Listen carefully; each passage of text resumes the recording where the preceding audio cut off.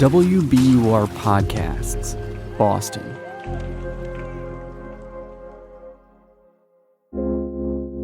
I'm Darrell C. Murphy, and you're listening to The Common. Libraries have a long history of filling in gaps in social services, and the Boston Public Library is no different. So today, we're talking with Michael Colford. He's the Director of Library Services for the BPL. He's going to fill us in about what social and community service programs they offer and what they're looking ahead to in 2023. Michael, thank you so much for being here. Hi, Darrell. Thanks very much for having me. I'm happy to be here. So, the Boston Public Library is more than this big, beautiful building in Copley Square, right? For folks who may not be aware, just how much of an institution is it in the city? Sure. Well, as you mentioned, the Boston Public Library has our main central library here in Copley Square, but we're much, much more than that. In addition to all the resources you can find here, we have 25 branches throughout the entire city in neighborhoods across the city. And we also have a lot of institutional history behind us. We were the first municipally funded public library in the country. We had the first branch library for any library system, and we had the first children's library in a public library. So those are all great firsts, and it shows how the community really supports its libraries. Wow. Okay. So the library has been around for a long time. You know, it's really ingrained in the community, but it's been a tough couple years. The pandemic has hit all of us. How has the BPL held up through COVID and the ongoing impact? Sure. Well, when COVID hit, it was a big challenge for libraries because we're helping people every single day. So we did shut down briefly, like everyone else did. But about a month after the shutdown in March, we started to reopen for a curbside style service. So people could start getting books from any location from the public library. They would place a hold online and then they would come and pick up those books. We also transitioned to doing a lot of our programming virtually. So if you had a child that attended our story time, you could still do that via Facebook or Zoom. And slowly over time, we would just keep adding services in. And now when things started to reopen, we're still dealing with this new normal that we all face now and trying to figure out the best way to serve people in today's world. And, you know, when it comes to libraries, we think about books, but, you know, the library is also this really valuable resource when it comes to social services and just being a community hub, you know? It's like one of the few places where people can just go and just be without any expectation to like buy something or something like that, you know? Now that we're at the top of the year, what sorts of social service programs are you bringing in from the previous year and looking ahead to in 2023?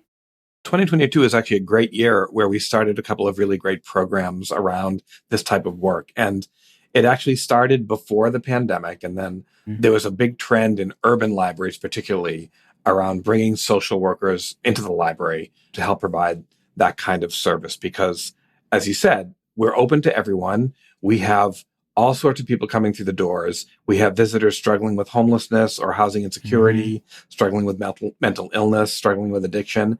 And librarians are not social workers. They do the best they can, but they're not trained specifically to work with this kind of population.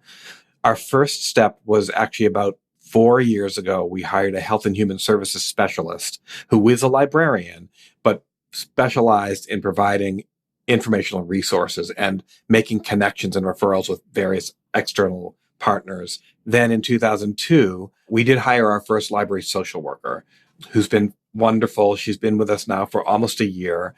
She works with a team of interns from Simmons University who are in the Graduate School of Social Work. She spent her first year doing a very in-depth needs assessment. So it was a really great opportunity to start to reach out to them with a specifically trained social worker to help them in a better way.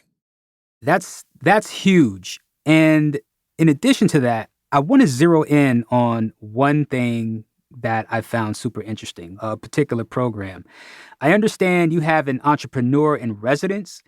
Can you talk about who this person is and what they do? Sure. Our Kirstein Business Library and Innovation Center, which is found here at the Central Library, They started off offsite as a business resource library. And when we renovated the library in 2017, we added an innovation center component to the Kirstein Business Library and Innovation Center. And they provide services for entrepreneurs, for small businesses. We do financial literacy work and workforce development work. And last year in 2022, we developed this entrepreneur in residence program through the help of our fund for the Boston Public Library. So our first entrepreneur in residence is Dr. Alana de Grassa. She started in September of 2022, and she will be our entrepreneur in residence for 8 months through April of 2023. It's a paid position. She's here about 20 hours a week. She's focusing mainly on the BIPOC community and also other underserved communities. And since she started in September, she has had over 100 appointments with prospective entrepreneurs who want to start businesses or invent something new or a new service. Oh, yeah. And just, can you give me a sense of what kind of entrepreneurs participate in that program? Like, what kind of businesses are they trying to start? It runs the gamut. I mean, we've had people who are looking to start daycare centers, some younger folk who are doing things with technology and developing apps. And the great thing about the Innovation Center is we have an innovation lab there where they can learn how to do video editing and audio editing and graphic design. They can create their own logo. They can create their own promotional video. They can do podcasts. We have a lot of people who record podcasts. So we're trying to give them the tools and then the assistance so they can go off on their own and become successful. And we're having 2 entrepreneurs in residence a year. So as she leaves us, we'll have a new one coming on. So we're very excited about this service. Yeah, that's amazing. I'm blown away. It's great. That's such good, positive news to hear. It's nice to remind people that, these things are available to you. They're free. It's public. It's there, We're going to take a quick break, but we'll be right back with more on the services you can use at the Boston Public Library.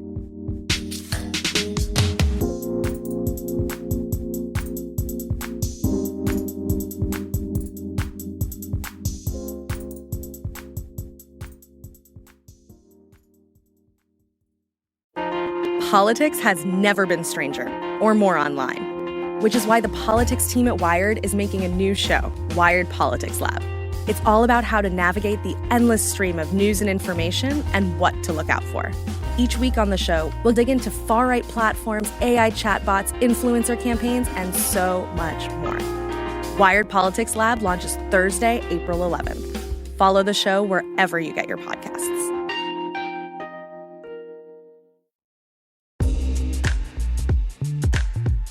And we're back. These are some pretty major undertakings, I'm very curious to know just how sustainable and stable they are, Can you talk to me about what it takes to maintain these programs, both from a funding and management perspective? Sure. We've had a lot of challenges since the pandemic with a lot of staff vacancies. During the pandemic itself, we had a hiring freeze for a period of time. A lot of people retired a little bit early. So we're still dealing with filling those vacancies. And then the funding issue, as I mentioned earlier, the Fund for the Boston Public Library is our philanthropic arm. They raise a lot of funding for us to do these enhanced services that we're talking about. And the planning we do around this is they get us started. And then when we prove how important these services are and how much they're used, we then transition to bringing them in by talking to the city about bringing them in permanently on the city budget. So it's really the start of 2023. We're in January, it's early, etc. Is there anything new you're hoping to start this year or any goals you'd like to achieve?